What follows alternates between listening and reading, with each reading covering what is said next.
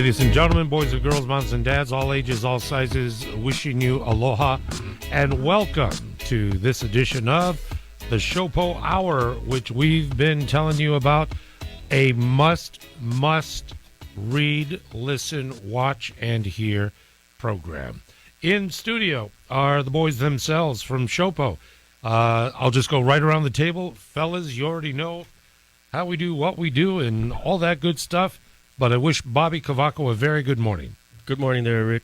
Another week, another hour, and another fruitful discussion. Wow. President of SHOPO, 22 years in the police department, a little over 20 in the union. Understand. Morning, brother. Brother Steve Keogh. Always happy and grateful to be here with you boys. Steve Keogh, Vice President of SHOPO. Currently work with Honolulu PD, 15 years of service. I'm a patrol sergeant right here in urban Honolulu, which is Chinatown, Kaka'ako, the mountain, and Ala Moana. And I've been involved with SHOPO in various capacities since 2013. And there we have it. Brother Mark. Rick. Morning. Steve. It's been a minute since we got together. It's been a couple of minutes, yeah. Mark Riccio, retired major, HPD, 31 and a half years service. My last command, Waikiki. And there we have it. Gentlemen, I want to thank you so very much. We're going to jump right on in because time is very valuable with so much on the docket for today. I want to share with our listeners a recent news report that we will be addressing during this program. In the Police Officers Union, a former board member is now suing SHOPO, saying he was ousted for being a whistleblower. Sam Spangler with more in the story that's new tonight at 10. HPD Sergeant David Kawika Hallums alleges that immediately following being sworn in as SHOPO's new vice president earlier this year, his fellow board of directors removed him for being a whistleblower. On January 5th, SHOPO's new board of directors were sworn in. That same evening, Halluums says he was removed. His attorney says he was given a resignation letter and pressured by another board member to sign it. These are like a high-ranking, experienced HPD officers who should know better. Obviously, Kawika refused, and that was the end of it. According to Halluums' lawyer, the move came after Halluums complained about misuse of union funds by another SHOPO board member. SHOPO's president denies these allegations, saying, quote, "The complaint filed by Mr. Halluums has no factual or legal merit. The allegations against SHOPO and its new leaders are false." SHOPO also claims it was Halluums that misused union funds by taking vacation pay and per diem during a 2019 work trip. I spoke with former SHOPO President Malcolm Lutu, who says that Halluums was allowed to do so. Halluums' attorney adds his client voluntarily paid the money back. Everybody knew about it. Everybody was okay with it. Everybody said nothing. The civil lawsuit comes as HPD prepares for new leadership, with Joe Logan set to become the next police chief, though when he will officially be sworn in has yet to be said. Halluums' lawyer is hoping that HPD will investigate their claims. This is not just SHOPO members. These are HPD officers. And what they do outside of HPD matters. So they need to look at that complaint. SHOPO adds that Halluums was removed on March 4th after what they call due process in a hearing, and they said that they will defend this case. Now, I asked SHOPO why they decided to wait 3 years after Halluums' per diem was taken, even though he was on the board of directors. They declined comment. Sam Spangler, KH12 News, working for Hawaii. Now, that is in the public domain as a report filed, as you heard, from KHON. I do have a traffic update coming up, but I want to wait for that for a moment because I'd like to turn it over to SHOPO President Bobby Kawika. And, Bobby, your take. Okay, so let's lay down all of the facts regarding this case, and these are strictly facts. Mr. Halluums went on several union trips to the mainland to attend a few conferences. This in turn qualifies him for a payment of $145 a day from the union. The longest trip was 10 days. Okay, so he put in and collected all of that money from the union. At the same time, however, he collected pay from his regular job at the department at the same time. Yes, that's right. He got the department to pay him for going on trips to the mainland for strictly union business. At that time, his hourly rate with the department was $47 an hour. We worked 9-hour shifts, so for each day he claimed that he was working for HPD, he was making a little over $420 a day. For a week, that's almost an extra $1,700. That's taxpayers' money. money he got paid while not serving our residents. So he took from us and he took from the city. He was getting paid twice. And this is against SHOPO's long-established policies. Okay? Also, at his hearing, his due process hearing before the board, he tried to justify his actions by bringing in the previous SHOPO president and having him testify to say that that the previous president gave him permission. This is reckless and irresponsible. This is a huge violation of trust for both. And we simply cannot have a person in a leadership position at SHOPO who jeopardizes the trust with our public and our public safety partners in that manner. But Rick, that's not all. Okay? The attorney through this lawsuit is also hiding the other issues. Okay? They're hiding the fact that he also used members' money to pay for his then ex-girlfriend's travel to one of those conferences. So the union fronted that money to pay for the then girlfriend's ticket. The girlfriend flew on that ticket, and Mr. Halluums did not repay that ticket for over a year. Okay? Finally, when he was formally served the charges and was placed on suspension by the board, the very next day, he repaid all of it. He repaid the plane ticket. He repaid an upgrade on another trip that was $400, and he also repaid the $2,200 of per diem that was not rightfully cashed. You know, we will vigorously defend ourselves in this attempt for a payoff. And one last thing. His attorney is saying that the only reason why the suit is filed is because we sent an email to our membership regarding the situation. That's nonsense. First and foremost, after we immediately notified Kawika of the charges to hold him for accountable and afforded him his due process rights, he then hired an attorney and sent us a letter essentially starting the litigation process. This has been about money from day one.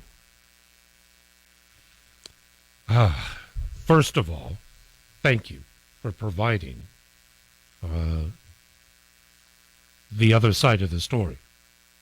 Nobody would have any idea of what the reality is because the invocation of discrimination, which is in the public domain. And Rick, can I point out one thing? I'm sorry, I didn't Please. mean to cut you off. No, There's please. one more fact. Sure. It was not only Kawika that was involved in this. There were 3 other board members and 1 employee of SHOPO that owed money to the union. The other 3 board members, it was upgrades on tickets that they flew to union conferences, and another ticket for a member's wife that was unpaid. So all of those, the 4 board members, including Kawika, were all treated in a transparent manner and all treated fairly. They were all of them were placed not in good standing. They were afforded due process, and the other 3 members, they came to their due process hearing. They submitted a written response.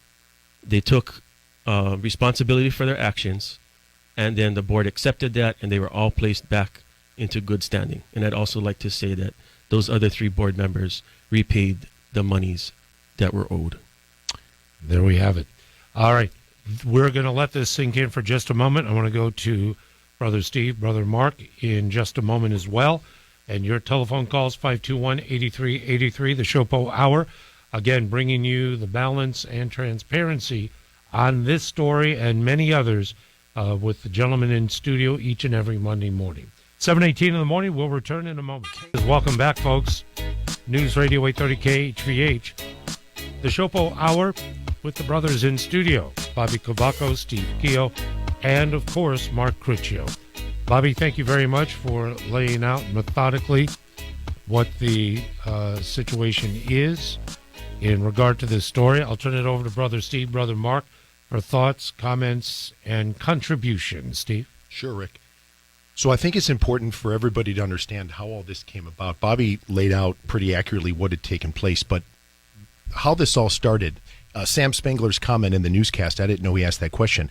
Why did we rate 3 years? The backstory on this is our union members voted for a change. They voted for a new board that was about transparency, specific financial transparency. This all came about, and this investigation all started because the lieutenant's rep on the Honolulu board, the Honolulu board is right here locally. Individuals on the Honolulu board had asked the state board to see the financial records for our union. Seems like a pretty straightforward request, right, Rick? Yeah. We want to see the books. Well, to the Honolulu director's horror, he was told that he was going on a fishing expedition. This was back in October, November. He was given a written response, possibly by email. I think it was actually a letter, saying that, you know what, you don't get to see the books. This is a fishing expedition. So as SHOPO members, and I was on the Honolulu board as the sergeant's rep, I couldn't believe that the state board was not being transparent with the finances.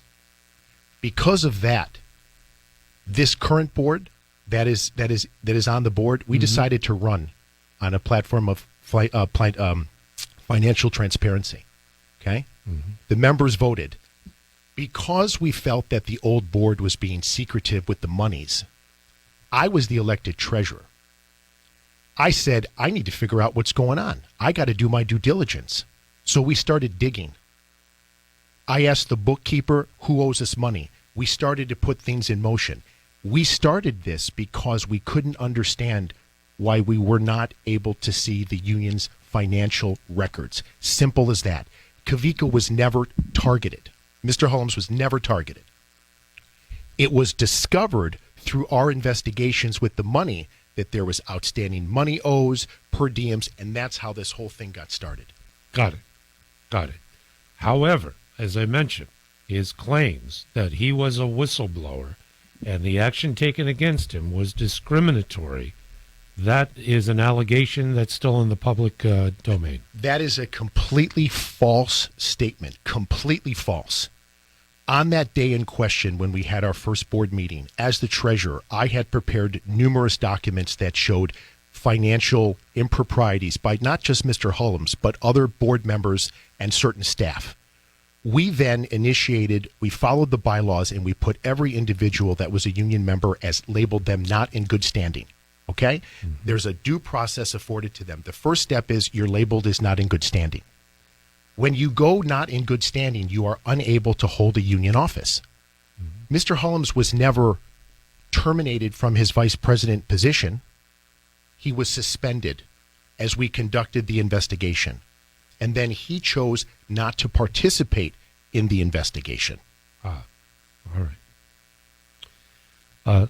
Brother Steve, thank you. Sure. Thank you very much. I'll add more later. I just needed to put that out initially. No, delightfully so, and thank you. Brother Mark, from the officers on the beat standpoint, what does the story mean? I'm not in depth like these guys. I'm not into the union, but just a couple small little points. The number one thing when elections come around, what I hear from the rank and file is, where's our money going? Because there's a lot of money coming out of their paychecks every couple of weeks going to the union. And exactly like Steve said, they want the books opened up. They want to know where this money's going. And these two guys ran on that, and they got elected because of that, right? So that's what the members want. They want to know where this money's going. And with the lawsuit, I think the race card gets thrown around too loosely in today's society. I mean, give me a break with the race stuff, especially with this department. Come on. And speaking of the lawsuit, gang, we were notified by the Star Advertiser of this document. We actually haven't been served yet. We got called by the media, which means somebody dropped the lawsuit off to the Star Advertiser before we even got served with it. And as far as the document of the lawsuit, let me just comment on that, okay? This is a 40-page plus document, and apparently whoever wrote it is obviously being paid by the word, because you know what? It's long on conspiracy theories and short on facts. Rick, the only cliche we have missing from this dime store novel, basically as I would call it, is it should start with something that says, it was a dark, stormy night. Right? That's how this is actually written. And as far as conspiracy theories go, you might as well say that SHOPO members were on the grassy knoll playing cards with Bigfoot and a out-of-water Loch Ness monster. That's how absurd this is getting, you know? Bottom line is, the new board came in, we did a thorough investigation of our books that came to be because the old board wouldn't let us see the financials. We did the investigation, we found that there were improprieties, we followed the bylaws, we followed everything by the book. Kawika, the whistleblower? Why didn't he whistleblower on himself? That's comical that he's the whistleblower. When we actually placed him not in good standing is when he started to grandstand in our boardroom, claiming all these other things, saying, I'm coming for you guys and all this other stuff. And as far as I have the lawsuit, certain parts of it. You know, let me just read this. In a nutshell, this case is about crooked and deceitful Honolulu Police Department officers. Another point, extraordinarily, this case is also about textbook blackmail, where morally bankrupt HPD officers and SHOPO leaders. You see how this is written? Mm-hmm. And then just to Mark's point, in this ridiculous document with complete ridiculous theories, none of it true. It's got point 28. Lastly, and perhaps most sadly, since HPD officers should not care about color, this case is also about racial discrimination by Caucasian HPD officers and SHOPO leaders. Can you believe this? This is simply about a gentleman that took money from our members, never paid him back, was unapologetic and unrepentant. And what also isn't in this lawsuit is to go on those little excursions to the mainland where he was double dipping and getting paid twice. He actually told our department that he should be essayed to SHOPO. So he lied to the department about the leave. There was no other board member on those trips that was getting a per diem and getting paid by SHOPO. He was the only individual. What we have here is an unfortunate case of somebody in a position of power and authority that decided he wanted to steal from his own membership, and it wasn't until he got caught that he decided to make amends. But he didn't even make amends. He made financial amends. But he never, to this day, explained his conduct or actions, which is why the board did its job, voted him off, and he's gone, and this union can go in a better direction with him not there. Any other talk is complete false statements. 7:28 in the morning. Bobby Kawika, thoughts? Well, you have also false statements in the lawsuit, specifically when the lawsuit states that I'm on the Brady list. And this, yes, so the Brady list is a list where the prosecutors have of HPD officers that have been found to have sustained violations of either truthfulness or falsification of records. I do not have any sustained charges of that on my record. So I'm going to countersue him for that false claim. I am not on the Brady list, and I've never been notified by the department or the prosecutors that I'm on the Brady list. Wow. And here's what I want to know, Rick, right? He puts on the same uniform we do. He goes to roll call. He's a patrol supervisor. Here he is sitting in the front of the squad room looking out at men and women that look to him for leadership and guidance. I wonder if after he's done speaking to them, if he just goes and cherry picks $100 from each one of their pockets. Because you know what? That's exactly what he's doing by suing the union. And you know another despicable thing here? Mr. Halluums, he utilized our union. He needed us in his time of need, and we were there for him. I'm not going to go into details as to the specifics of this, but those that know. He utilized this union. This union helped him tremendously. That affords him the opportunity to be a police officer to this day. And now he's coming back and suing the union that was there for him in his time of need. How rich is that, Rick? Mark Riccio, final thought before bottom of the hour break. Oh, no, they said it all, man. So we'll leave it at that. And we shall. I want to thank President Bobby Kawika, Vice President Steve Keogh, and Brother Mark Riccio, retired major. This is the SHOPO Hour. Your thoughts, comments, questions at 521-8383. And more news, information, and thoughts coming up right after the bottom of the hour news. Good morning, Hawaii. It is 7:30. I want to welcome you back here on News Radio 830 KHVH. It is the SHOPO Hour. And it is a pleasure to be with you. And in studio, it is SHOPO President Bobby Kawika, Vice President of SHOPO, Steve Keogh, and the most handsome man when sitting next to these two gentlemen, retired Major Mark Pritchard. I'm just reading what he wrote me. Doing my best. The truth hurts.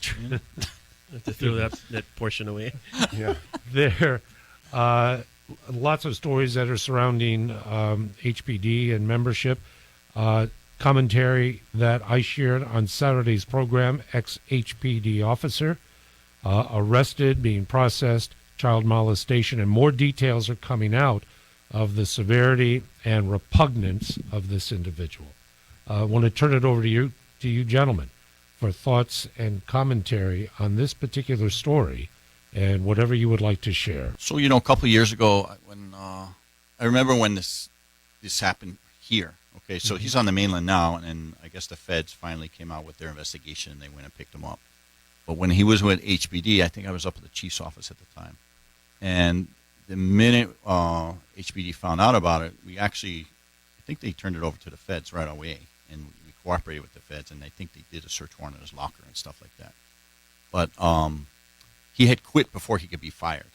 Mm-hmm. So the department was on top of it. It's not like they let this guy run rogue, right? Mm-hmm. So, and like I said, he was out, and it's something that we weeded out, and we don't condone any of that crap. Of course, Yeah, and that's because they're in the public's mind is an HPD. How can he get away with that? How can he do that?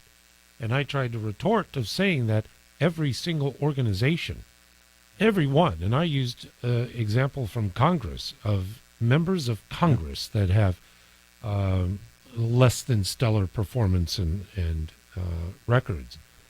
But Mark, you mentioned there was an awareness as soon as it was discovered, confirmed, etc. HPD took its action. I remember, like I said, I remember being up in the chief's office, and immediately they took his police powers away, put him on desk duty, because he had to get his due process, right? Mm-hmm. And, without a doubt, he was getting fired, but he had resigned prior to being fired. So, okay, got it. Now, with this story, that when I first heard of it, was I was in shock. Police officers hold a position of trust in our community, and if these charges are true, any behavior by an officer that exploits a child is reprehensible, and that officer should face the strongest punishment under the law and never be allowed to wear the badge again. We as officers are sworn to protect the innocent, not to exploit them. Yeah. Understand. Thank you for addressing this, because top of mind. Also top of mind is incoming Chief Joe Logan, and we've had thoughtful conversations about the chief coming in. Any updates on when the official swearing in will take place? Do we know? So I know there was an article regarding what he needs to do prior to coming in. And there was a big to-do about it. It's like, he's in uncharted territory. He has to do this. He has to do that. It's not just him. Every chief that comes in have to do psychological. They have to do a physical. They have to do their annual recall training. They have to do their firearms. Every chief has to do it. But this article, I think Kawano did it, made it like just him, right? Because he's an outsider. He has to do all this extra stuff. No. Every single chief has to do it. Mm-hmm. So I believe he's finished his psychological, and I believe he did his physical. But I'm not sure where they're at with firearms and all that. So, the chief needs to have all the same training as the rank and file. Otherwise, they can't hold the office. Mm-hmm. Right. So that's I guess that's what we're waiting. So that'll be the timetable. One thing that is concerning to me, being in media, is media. And I've encountered more than a few reports that I perceive to be completely unfair. I would take it to the next level, to a bit, I don't know if this is too strong, maybe you can help me, venomous when they're talking about the incoming chief. I'm flabbergasted. It's incredulous. You have an individual that is taking up the reins and dedicating his life to helping others, and it's just it's very hyper negative at this point. I want to get your reaction, gentlemen, as HPD officers and leadership of SHOPO. what the public domain in regard to a few, not many, but a few select voices that are hypercritical and dismissive of incoming Chief Logan, and what that means for that relationship of trust and confidence between the public and the department. To me, it's very concerning, and actually that, there's a few writers with different news outlets that would take that position, like you said, to somebody who is stepping forward to do good for the department. I think we all can agree that nobody should be held accountable. I mean, to hold Chief Logan accountable for the actions of his son, who's in his mid-30s,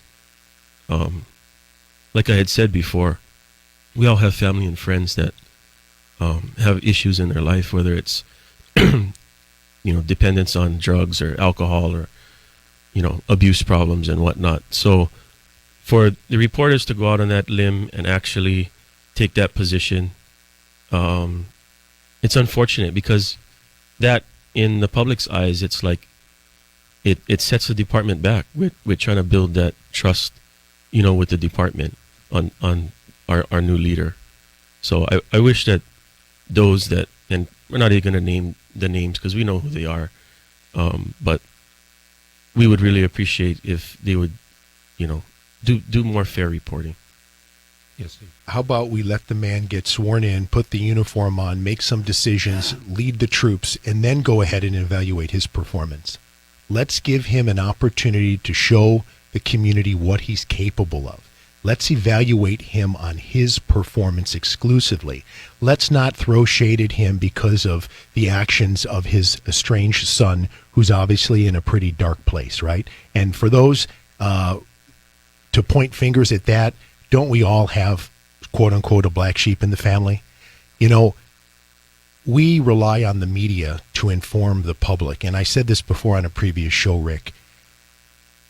I wish the media could get back to reporting some facts instead of this commentary with their agendas and whatnot. Let's give Chief Logan an opportunity to give this department a fresh start. Let him make his own impact in the community by his words and actions.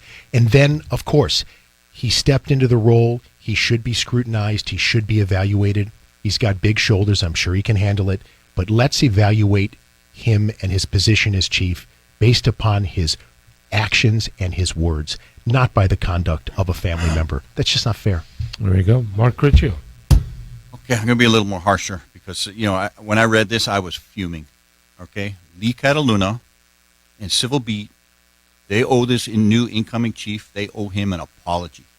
It is disgusting, this article. Okay?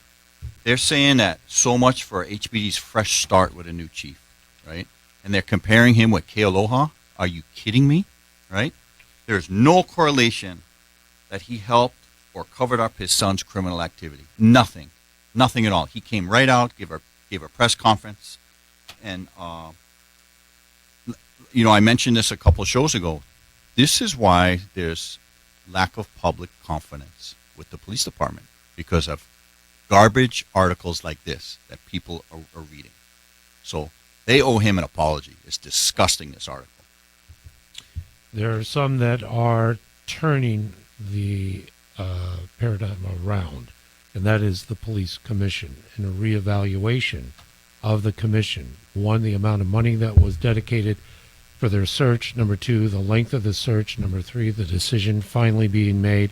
And now there's criticism because they did not vet Chief Logan, incoming Chief Logan, well enough, and that casts the commission in a different light. Thoughts? Well, there's only so much that you can go into somebody's background. I mean, you can do look at a prime example is the Mason Jordan. The officer just got arrested for exploiting children. He went through the background check of the department and whatnot when he got into the department. But he was also getting awards. I mean, I see the video in the. Mm-hmm. You can just you can't 100%. Go into somebody's background and find out every single detail about that particular individual. Right. It's actually, I take offense, and I know that every police officer countywide that puts on a uniform. We do the job. If you need to go to jail, you're going to jail. And what's her name, Mark? What's her name? I don't even know her name. She's irrelevant. Yeah.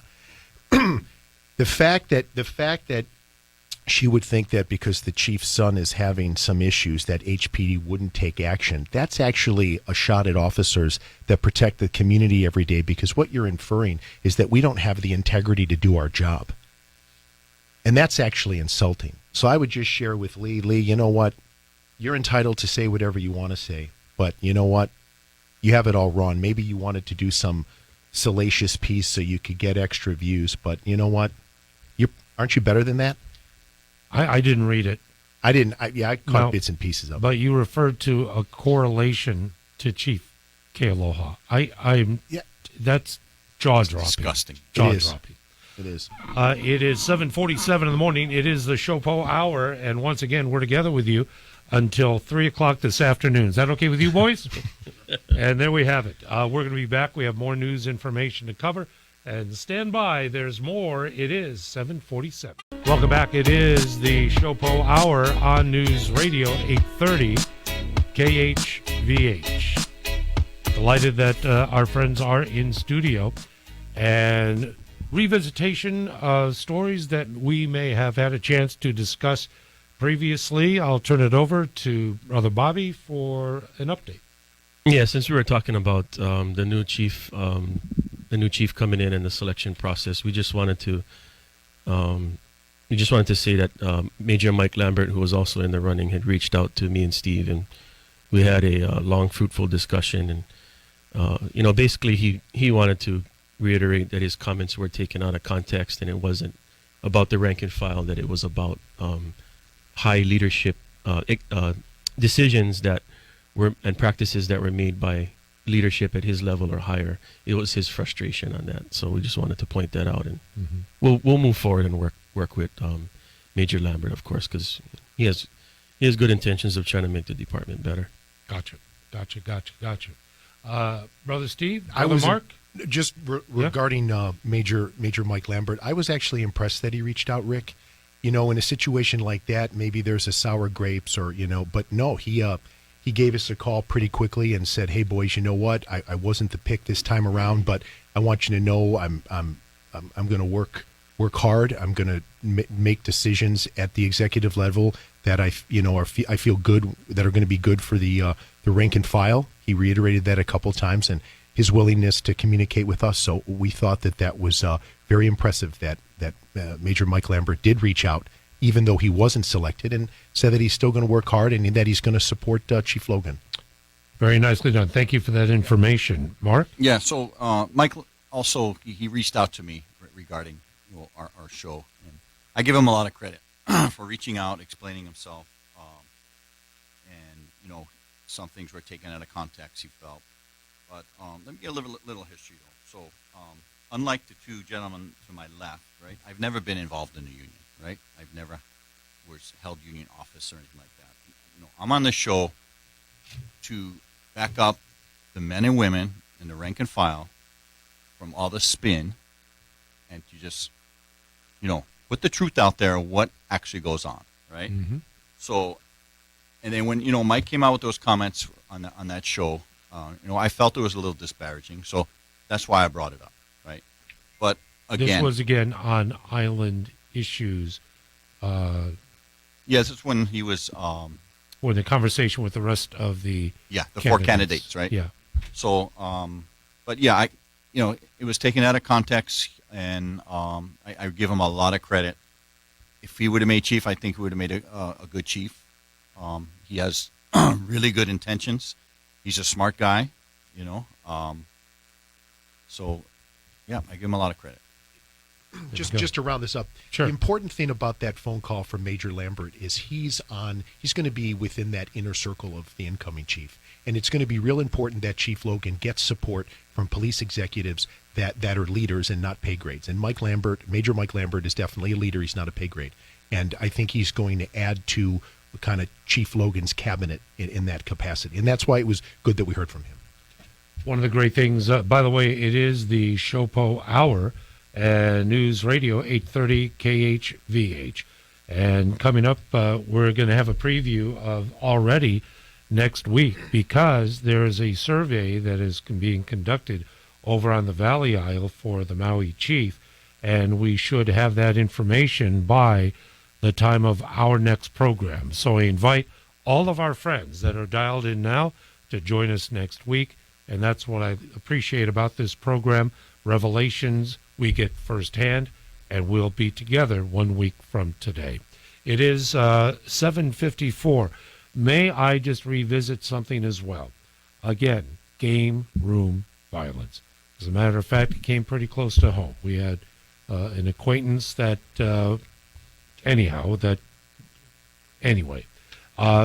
it seemed just what we hear and what is reported, is that just a microcosm of all the activity of the rooms, all the potentially nefarious conduct that goes on behind them.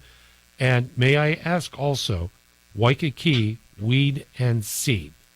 Prosecutor Steve Alm has invoked that to be something that will be a benefit. Okay. Go ahead, Mark. Okay, first of all, game rooms. Game right? rooms. I put it all on the prosecutors. Our guys are hitting game rooms weekly, right, Bobby? Weekly. And they're up and running the next week or next couple of weeks. Mm-hmm. We're bringing it to the prosecutors, they're just not doing these cases. It's ridiculous. I put on that. And then, so Waikiki Weed and Seed, we got to save it for next week, because I got a lot to say about that, and I got a lot to say about Alm. Mm-hmm. Right? So let's save that for next week. Okay. Or just do it now until, like I said, 3 this afternoon. 3 hours, yeah. And just keep going. Yeah, so Steve and I, we met with Prosecutor Alm last week, and we had gone over a lot of different topics on the relationship between HPD and the prosecutors. We talked about whole probation and prosecutors wanting to kind of tweak that program to how he feels he wants it to move forward. As far as the game rooms, he did mention to us that he's going to try to work harder with the feds to come in and take a different approach, a more hardline approach into really knocking these game rooms down and putting them away, so that they don't get back up and running again. And of course, the Weed and Seed, he's strongly, behind that. So we're going to continue to have that relationship with and sit down with him and make sure that, he's, taking a hard line approach, and working with us. Gotcha. With time remaining, a couple of things. HB 1567. I don't want the general public to lose focus. This is still a bill that does not belong nor deserves any movement forward. Calling for the governor to veto this bill, as the introducer of the bill has done. The deadline is the 27th for the decision-making this month, and the governor can take action to his intent to veto beforehand, but that's the deadline. Reiteration, why this bill is such a bad bill, and call to action for folks to be engaged. Go to our Facebook page on KHVH Radio, sign the petition, still accumulate signatures, and go over the list of those who supported this bill. I'll turn it over, Bobby, Steve, and Mark. Yeah, so on Wednesday of this week, we're going to have a press conference down at City Hall at Mission Memorial Auditorium. It's going to have the 4 mayors, along with us, SHOPO, along with 2 presidents from police unions on the mainland, Mike Solon from Seattle and Sean Pritchard from San Jose. Wow. And it's also going to include the 2 authors or introducers of the bill, Scott Matayoshi and Pat Branco. Yep. And they're going to speak at the conference urging the governor to veto it. And we're also going to have those 2 presidents of the unions from the mainland come down and actually speak at the conference and urge our legislators and actually urge the governor to veto it, because their mainland cities instituted this kind of bill reform a couple years ago, and now their cities are a mess and their communities are just it's more unsafe, after they pass this. So we're going to have that on Wednesday at 2:30 in the afternoon. PM. Yes, in the afternoon. Thank you. Thank you. Thank you. Thank you. It is just a few moments remaining to the end of the hour. Do you mind if I mention this all the way up until Absolutely. Wednesday? I'd Yes. love everyone to know about it. Final thoughts, gentlemen. We literally have a minute remaining. I'm going to start with Mark Criccio. Mark, final thoughts for today. Well, I guess, with Bill 1567, just please, when you go vote, remember these people and get them out of there. Because they've been doing this for years. Just that this one bill came to light, but they've been doing this stuff for years. There we go. Brother Steve? Sure. Rick, we always appreciate the opportunity to come on your show and have fellowship and dialogue with you and your audience. It's so important. And just know, Gain, out there, that the men and women that put the uniform on statewide to keep you safe do it every day with pride and with integrity. Thank you, Brother Steve. Thank you so much. Few seconds remaining, but I know you use them well, Bobby. Yeah, we just want the community to know that our officers are out there every single day serving the community and making,